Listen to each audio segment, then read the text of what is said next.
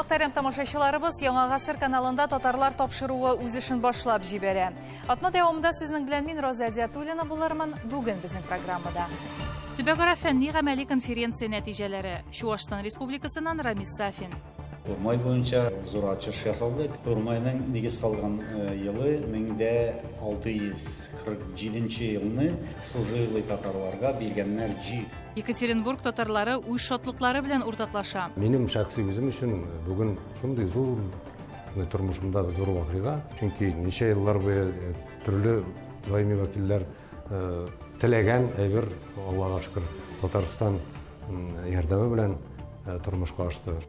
Үзешчән театр ветераны Венера Хайруллина белән таныштырырбыз. Театр кирәк. Әйтәм бит, халкыбызны уятыр, телебезне онытмас өчен. Татарлар тапшыруының җуелмас хәзинәсе. Менә инде ул ике кыялы Эльбрус тауы. Без менә хәзер 3500 метр биеклектә басып торабыз. Чуашстанда югары һәм урта Идел буе татарлары тарихында һәм мәдәниятендә ислам дигән төбәкара фәнни-гамәли конференция тәмамланды. 2 көн дәвам иткән әлеге мәртәбәле чарада Мәскәү, Казан, Ульяновский, Йошкар-Ола һәм Түбән Новгород шәһәрләреннән галимнәр, ислам дине белгечләре һәм төбәк тарихын өйрәнүчеләр катнашты. Анда яңгыраган фикер тәкъдимнәрне Рамис Сафин тыңлап кайтты. Татарстан галимнәре белдергәнчә, кызганычка каршы Чуашстан татарлары тарихы, шәхесләре һәм андагы авыллар тарихы әле бик аз өйрәнелгән. Милләттәшләребез башлыча республиканың Комсомол, Батыр һәм Ялчык районнарындагы 16 татар авылындагы мөрите. Моннан берничә ел элек республиканың татар автономиясе рәисе Хайдар Сафиуллин энесе Фәнис белән төбәктәге татар тарихы белән кызыксына башлыйлар. Дөрес, узган гасырда бу эш белән аларның авылдашы Сәнәтулла абый Басыйров та шөгыльләнгән. Ул вафат булганнан соң, ул калдырган бай мирасын өйрәнергә абыйлы энеле Сафиуллиннар авылына да инде. Arxivlarda бар материал. Күп кына белгер, үзебездәгеләр бик күп монда чыгасалар да үзебездә националь библиотекада, архивларда Әлхәмдүлилләһ шөкер җуллар асылып бара. Югары һәм урта Идел буе татарлары тарихында һәм мәдәниятендә ислам дигән төбәк-ара фәнни-гамәли конференцияның беренче көне Чуашстанның иң зур авылларының берсе Урмайда үтте. Оештыручылар белдергәнчә, конференция Урмай хакында шактый гына сорауларга җавап табарга һәм уникаль мәгълүматларны ишетергә мөмкинлекләр ачты. Урмай буенча безнең инде зур ачыш ясалды. Урмайның нигез салган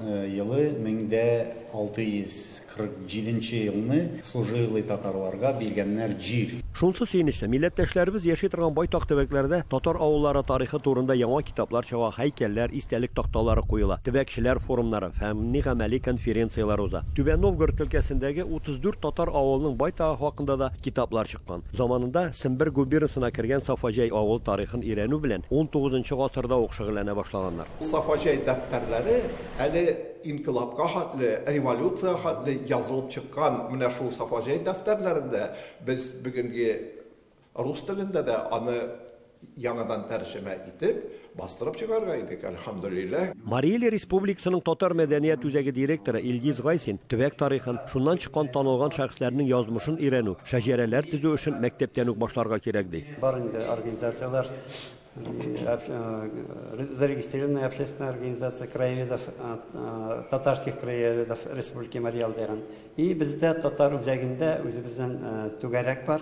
Шул тарихлар буенча өйрәнүчеләр мәктәпләрдә бу эшләр башланды инде шәһәрләр буенча, хәзер инде авылларны тарих буенча алар инде сочинениялар язып, конкурсларга катнашып, ул конкурсларны татар мәдәният үзәге оештыра. Борынгы Рязань төбәге халкыбыз тарихында аерым бер урын алып тора. Өлкәдә татар авыллары аз булса да, алар хакында байтак кына мәгълүмат тупланган. Районнарда яшиләр татар мишәрләр, анда авыллар зуррак. Беренче авыл Бастанова, анда 2 борынгы мәчет, беркадәр 200 кеше яши, татар кешеләре. Һәм дә бер 40 шақырым шул авылдан Әҗә авылы, Азеева дигән авыл, ул бик шундый танылган авыл, чөнки моннан чыкты Фикрат Табиев, Салих Ерзин. Шул авыл бөтен татар авылларының Рязань өлкәсендә иң зурысы, анда беркадәр 400 кеше яши, анда татарлар да, урыслар да яши. Анда татар мәдәни үзәге бар, татарлар тырышалар үз мәдәниятен сакларга. Россиянең Үзәк һәм Идел буе төбәкләрендәге авыллар һәм мәчетләр тарихын өйрәнеп, алар хакында китаплар чыгаруда Мәскәүдәге Мәдинә нәшрият йорты да зур эшчәнлек алып бара. Мәдинә нәшрият йорты күп йөзләгән дане китаплар чыгарды. Аларның күп өлеше тарих буенча, бүгенге көнне күп төрле башка регионнарда да, башка өлкәләрдә дә үзләренең тарихларын өйрәнү, үзләренең каян килеп чыкканнарын өйрәнү, ул да бигрәк тә эш алынып бара. Татарстан Фәннәр академиясенең Шиһабетдин Мәрҗани исемендәге тарих институтының өлкән фәнни хезмәткәре Айдар Хәйретдинов Муса Бигиев хезмәтләренә нигезләнеп, 19 гасырда мәдрәсәләрдә белем дәрәҗәсенең йомшак булганлыгы хакында фактларга нигезләнеп чыгыш ясады. Дини мәдрәсәләрдә Муса Бигиев әйтүенә күрә, Садриддин Айниның әйтүенә күрә, алар бер заманда Бухарада укыганнар. Садриддин Айни Бухара турында әйтә, Муса Бигиев бөтен дөнья мәдрәсәләре турында әйтә, дини белем бирелмәгән дигән нәтиҗәгә киләләр икесе дә. Әйтерсең, бер китап укып яки бергә утырып сөйләшкәннәр дә дини белем юк, ягъни Коръән белеме юк, тәфсире юк, хадисе юк, җыен бар укытыла, дин сафсата, бер җөмләне аңлау өчен ярты ел вакыт сарыф ителә, аңлау өчен түгел, әле мәсәлән китап язучы ягылышкан була. Бер сүзне ике тапкыр кабатлый. Менә шуны ярты ел буе чәйнәп, ахырда бу кеше галим булган икән, һәм ул моны язганда аның үзе түгел, аның каләме ягылышкан дигән фикергә килә торган булган. Әлбәттә, ил тарихы белән бергә туган як тарихында өйрәнергә кирәк. Бүген безгә берничә йортлыгына авыл булса да, аның турында китап чыгаруны үзебезгә максат итеп куярга кирәк. Чуашстаннан Рамис Сафин, Әхмәт Бедәрисов, Татарлар.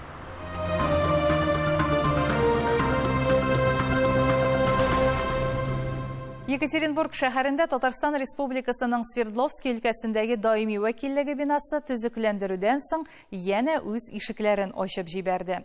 Ачылу тантанасында Бөтен дөнья татар конгрессының Милли шура рәисе, Татарстан Республикасының премьер-министры урынбасары Васил Шайхразиев та бар иде.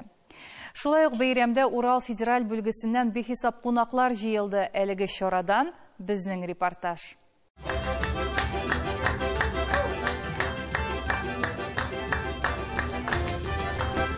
Татарстан Республикасының Свердловск өлкәсендәге даими вәкиле Хайдар Гыйльфанов шатлыгы белән уртаклаша. Берничә ел барган сөйләшү килешүләрдән соң һәм айлар буе дәвам иткән төзекләндерү эшләреннән соң Уралның даими вәкиллеге бинасы үз ишекләрен яңадан ача. Һәрбер кешенең тормышында бик кирәкле һәм күренекле вакыйгалар була. Алар күп булмый. Менә минем шәхси үзем өчен бүген шундый зур тормышымда зур вакыйга, кемгә ничектер? Чөнки ничә еллар буе тырышып, тырмашып, ничә еллар буе төрле даими вәкилләр теләгән әйбер, Аллага шөкер, Татарстан ярдәме белән тормышка ашты. Шуңа күрә бүген бик бәхетле кеше, иң бәхетле кеше дип әйтәм. 2 катлы ярым таш йорт 1895 елда Екатеринбургның беренче гильдия сәүдәгәрләре Агафуровлар өчен архитектор Юлий Дютель проекты буенча төзелә. Совет елларында биредә 80 гаилә сыйдырган коммуналь фатирлар урнашкан. Шуңа күрә 19 гасыр архитектура һәйкәлен реставрациялау эше бик үк җиңел булмаган. Наша задача, значит, сохранить как можно больше. Максатыбыз мөмкин кадәр күбрәген саклап калу иде. Даими вәкиллекнең максаты булып Свердловскида гомер итүче татарларны бер-берсе һәм биредә яшәүче башка халыклар белән берләштерү тора. Бу әлбәттә үз эченә төрле өлкә, мәгариф, мәдәният, фән һәм спорт юнәлешләрен ала. Екатеринбургтагы Агафуровлар йортын реставрациялау һәм капиталь төзекләндерүе ике төбәкнең уртак проекты. Татарстан Республикасы бинаның түбәсен, нигезен, алгы өлешен, бизәлешен тәртипкә китерер өчен матди яктан ярдәм күрсәтә. Илебез шәһәрләре буйлап йөрибез. Иске татар мәчетләре, татар сәүдәгәрләре йортлары, аларны саклап калыр өчен күп эш башкарабыз. Бу безнең уртак максатыбыз. Илебез тарихы, милләтебез тарихы. Төзекләндерүдән соң даими вәкиллек бинасының тантаналы ачылышына котлау һәм бүләкләр белән шәһәр һәм төбәк хакимияте вәкилләре, Уралда Татарстан Республикасының беренче даими вәкиле Равил Бикбов, дус илләрнең вице-консул һәм аташылары, Чиләбе, Курган өлкәләре, Пермь крае һәм Казаннан татарлар килде. Мин уйлыйм инде, телим хуҗаларга бер вакытта да менә бинаның ишеге ябылмасын, монда кеше күп булсын. Bir milletkə qaramasdan, indi yine millet bulmasa da bunda uyluyum indi dusluk binası, dusluk zdaynisi bulur, şanıp kalası gele. Bu binanı köptenden biləm, tarixi bina элеккеге халәтен күз алдым. Менә хәзер инде төзекләндерелгәннән соң, яңа төс алганнан соңгы binаны карап, хайран калып йөрим, бик шатланам. Чөнки чын мәгънәсендә шундый милләтебезгә, безнең республикабызга лаек bir үзәк булган, лаек bir вәкиллек булган хәзерге вакытта. Монда конференц заллар да бар, түгәрәк өстәлләр үткәрү өчен заллар да бар. Белүебезчә инде безнең Свердловск өлкәсендә дә милли, дини оешмаларыбыз бик күп. Аларга монда төрле чаралар үткәрү өчен дә, төрле фәнни-гамәли конференциялар, түгәрәк өстәлләр үткәрү өчен һәм башка чаралар үткәрү өчен элек тә шулай иде, вәкиллекнең һәрвакыт ишекләре ачык иде. Моннан соң да ачык булыр дип өметләнәбез. Һәм инде бу һәр вакыттагыча элек булган кебек бу вәкиллегебез шау-гөр килеп кайнап торыр дигән өметтә калабыз.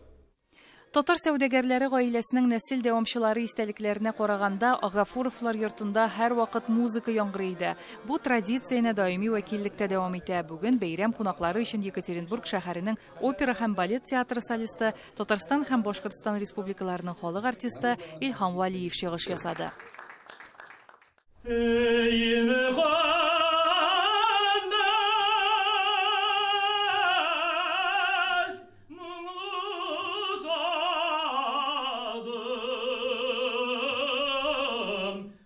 Роза Диатулина, Эльфия Габдушева, Юлия Шлентова, Татарлар, Екатеринбург.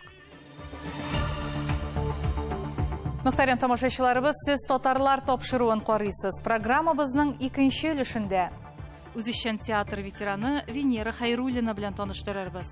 Театр кирәк. Әйтәм бит, халкыбызны уятыр, телебезне онытмас өчен. Татарлар тапшыруының җуелмас хәзинәсе. Менә инде ул ике кыялы Эльбрус тауы. Без менә хәзер 3500 метр биеклектә басып торабыз. Тулы юбилейлар, тулы түгәрәк даталар. Киләсе видеоязманы әнә шулай дип атарга мөмкин. 95 ел элек Магнит тауы янында металлургия заводы төзелгәндә шәһәргә нигез салынган. 90 ел элек безнең ватандашларыбыз Магнитканың беренче төзүчеләре монда драма түгәрәге оештырганнар. Эшчеләрдән генә торган труппа 55 ел дәвамында биредә татар мәдәниятен пропагандалый. Бу турында без узган тапшыруда сөйләгән идек инде. Юбилей елы кысаларында Магнитогорскида татар мәдәнияте тарихы, шәһәрнең социаль-икътисади, мәдәни үсешенә өлеш керткән ватандашларыбыз белән таныштыруыбызны дәвам итәбез. Бүген сүз халык театры дигән мактаулы исем алган һәвәскәр татар театрында ширек гасыр дәвамында уйнаган Венера Хайруллина турында барачак. Хәбәрчебез Гөлдар Хафизова сәхнә ветераны белән очрашып, аның истәлекләрен тыңлап кайтты. 1964 елның 23 февралендә ул кайтты дигән спектакль белән сәхнәгә чыктым. Бу нәкъ 60 ел элек иде һәм 25 ел уйный ул Үзешчән халык театрында. Металлурглар мәдәният сараенда аренда хакы билгеләнгәнлектән Магнитогорскида ярты гасырдан артык эшләгән татар театры 80 еллар ахырында ябылган. Шуннан соң инде бер мәртәбә шулай Әдһәм Махович Сафин, правда, Иллике татарский культурный центрның председателе иде. Ул әйдәгез безнең культурный центрга. Иң беренче Рахматуллин китте, онда моментально спектакльләр башланды. Онда сәхнә бәләкәй генә иде, сыйып уйныйдырык. Әмма анда театр нибары бер ел гына эшли. Ул вакытта подвалда гына урнашкан татар мәдәни үзәгендә шартлар булмау, режиссерның лаеклы ялга китүе дә театр эшен туктата. Ләкин Венера Хайруллина сәхнәдән китми. Сөембикә фольклор ансамблендә җырлый, барлык милли чараларда да актив катнаша. Спектакльләрдә уйнаган рольләреннән өзекләр белән чыгыш ясый. Өлкә буенча уздырылган шигъри яки проза әсәрләрен сәнгатьле уку бәйгеләрендә активлык күрсәтә. Бер һәйкәл бар Магнит каласында. Кабатланмас дәһшәт моң тулы. Фронт һәм тыл бергә басканмында, зур җиңүгә бердәм омтылып. Солдат белән эшче Ураллылар, кылыч кыйган эшче Булаттан һәм сугышчы кайткан ут иченнән үткен кылыч сырап Булаттан һәм шул килеш кола уртасында һәйкәл булып басып калганнар, иптәшләре үткен крал белән дошманнарның кытын алганнар, Рейстагка байрак калаганнар, үтеп, утлы сугыш кырларын, килегіз магнитке корагыз хайкел болып, солдат белән эшче торганын.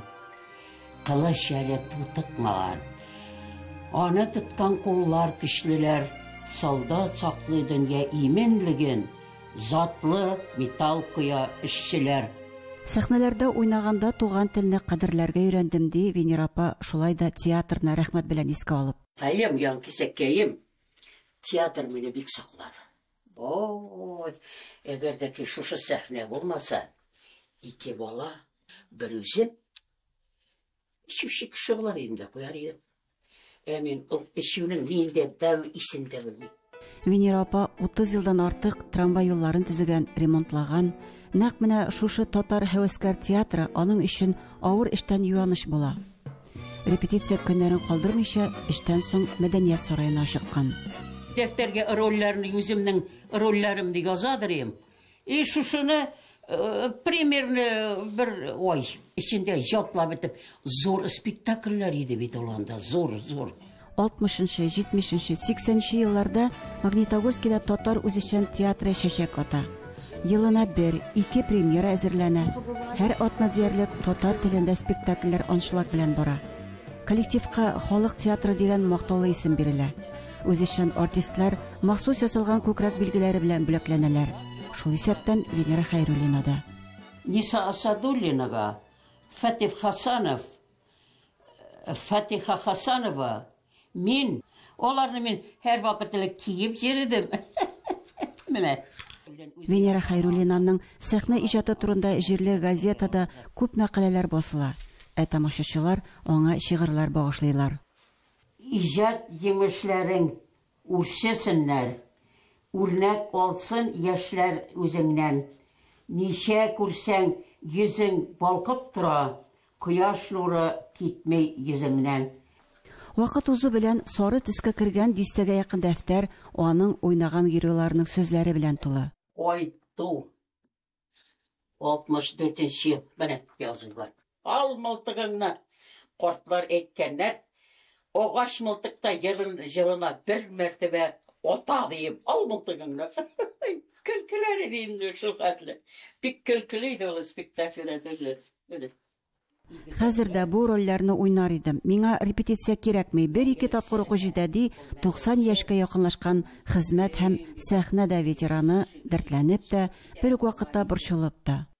Но театр кирәк, халкыбызны уятыр, телебезне онытмас өчен. Шәһәрнең үзешчән татар театрында катнашуын тормышының иң якты мизгелләренең берсе дип саный ул. Әгәр бу театр Магнитогорск татарлары тарихында аерым бит булса, анда Венера Хәйруллинаның исеме дә лаеклы урын алып тора. Магнитогорстан Гөлдар Хафизова, Алексей Башин, Денис Смоленцев, татарлар.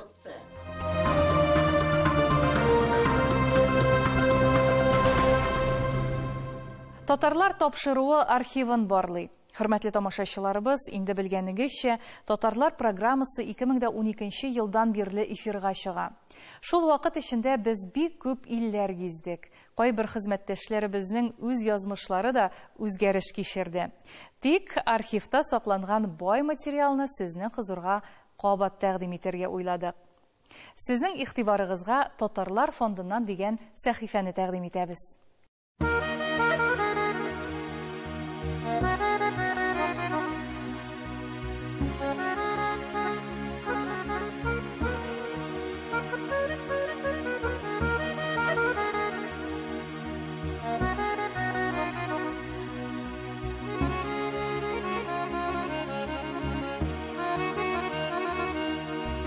Биредә һәр нәрсә биеккә, күкләргә омтыла. Хәтта елгалар да үргә ага бу җирләрдә. Әдәм балалары да шушы агымга, табигать агымына кушылып яши. Менә без дә хәзер Россиянең ул гына да түгел, Европаның иң биек ноктасы булган Эльбрус тауына юл алдык. Эльбрусның биеклеге теңизгә караганда 5000 белән 600 белән 42 метр бар. Теңизгә караганда. Эльбрусның аты Эльбрусда дигән, Эльбруста дейле. El деген el buzusu buzdusu. Daha da başka Mingitau değil. Mingitau endi bizimce aytsan Mingiliktau, Вечная Града.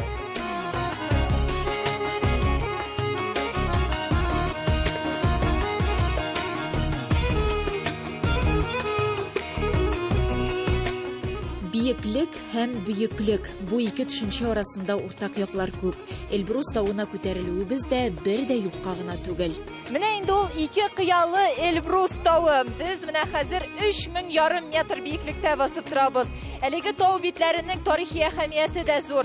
Чөнки нәкъ менә шушы җирләрдә 1942 елны кан куйгыч сугышлар барган. Совет гаскәрләре арасында безнең милләттәшләребез, татарлар да бар. Тарихчылар әйтүенчә, Кавказ өчен сугыш 1942 елның 25 июлендә башланып, 1943 елның 9 октябрена кадәр дәвам итә. 344 меңнән артык кеше үлә, 605 мең кеше авыр яралар ала. Эльбрус тауында гына 367 совет сугышчысының гомере өзелә. На этих высотах у подножья Эльбруса, значит, дивизия, отборная дивизия немцев Эдельвейс. Düşmanlarının Edelweiss diviziyası tau üstünden hücum etse, biznikler alara karşı tau iteğinden üske көтәрелгәннәр. Иң бийек урында урнашкан һәйкәл дә биредә. Монда Эльбрус тауында көрәшкән батырларның исемнәре уелган. 2 дистәдән артык татар фамилияләре. Мы на высоте, начиная от 4500 метров и выше, занимаемся поисками. Сложность работы в том, что, во-первых, 4500 метрдан да югарыда эшлибез. Бик куркыныч урыннар. Кыш көне бөтенләй эшләп булмый, чөнки кар һәм боз. Бу эшләр көтелмәгәндә башланып китә. 2011 елны Эльбрус тауында канат юлын төзүчеләр кеше сөякләренә тап булалар. Аларның Бөек Ватан сугышында һәлак булучыларныкы икәнлеге ачыклана. Һәм 2012 елны 5 кешедән торган эзләнү отряды оеша. Алар хәзер архивлар, хәрби комиссариатлар белән эшләүне дә алып бара. Ул 2 елның içinde 90 солдатны 1942-43 жылларда Эльбрустың тиресінде ұрыш еткен солдатланы сүйеклері табылып, терс қол елде асыралған бұл. Дүртісінің исем фамилиясын ашыклауга да ирешкәннәр, 32-се әле экспертизада, 58-се җирләнгән. Каберлекләр авылдагы һәйкәл янына куелган. Сугышта башын салган хәрбиләрнең исемнәре белән яңа стеллада калкып чыккан. Мен артымда памятникны 2 жыл була турганны 5-6 милләт барды. Татарлы да барды, чувашлы да барды, орыслы да барды, эбзеле да барды. Ала барысында мында ұрыш өткенле безне жерләре безне немістен құтқарганлар. Гүлия Садыкова, татарлар, Кабарда-Балкар Республикасы, Эльбрус тауы. Тапшыруыбызны Ринат Харис шигырь юллары белән төгәллибез. Син безне тудырдың, үстердең, тик сиңа бурычлы мәңгебез. Юк бит ул тагын бер синдәй җир, язың яз, җәйең җәй, көзең көз. Хәбәрләшеп яшик, исән сау булыйк.